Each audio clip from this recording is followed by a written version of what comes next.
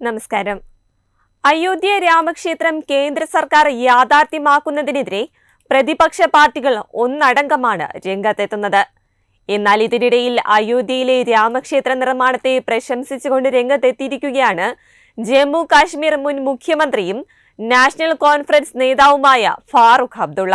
दूसरी बात बहुत जरूरी है कि भगवान राम का मंदिर खुलने वाला है।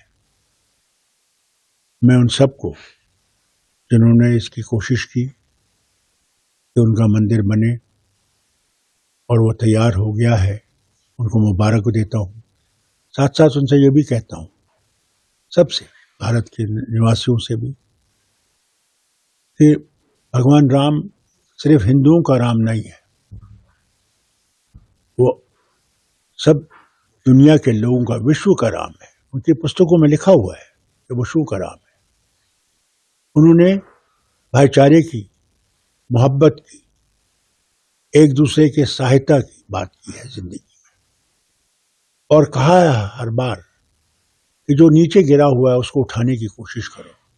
कभी ये नहीं कहा उसका धर्म क्या है, उसकी शक्ल क्या है, उसकी जबान क्या है, वो कहाँ से आता है, बल्कि एक यूनिवर्सल मैसेज दी सबके लिए, सारे विश्व के लिए, एक साथ रहें, तरक्की करें और भाईचारे में रहें।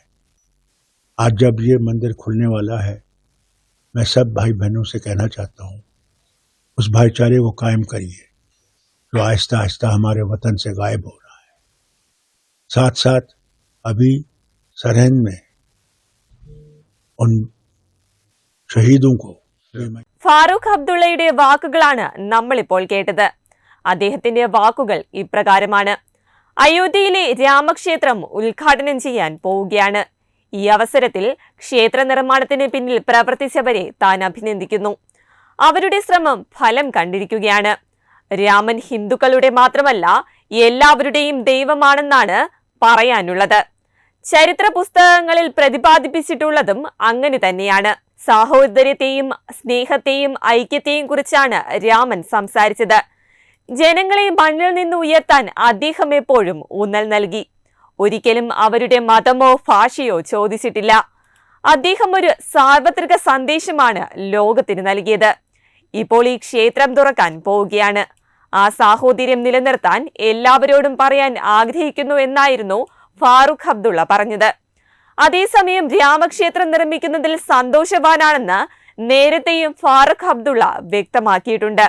രാമൻ BJPയുടെ പ്രതിനിധിയല്ലെന്നും ലോകത്തിന്റെ പ്രതിനിധിയാണെന്നുമായിരുന്നു അന്ന് പറഞ്ഞത്.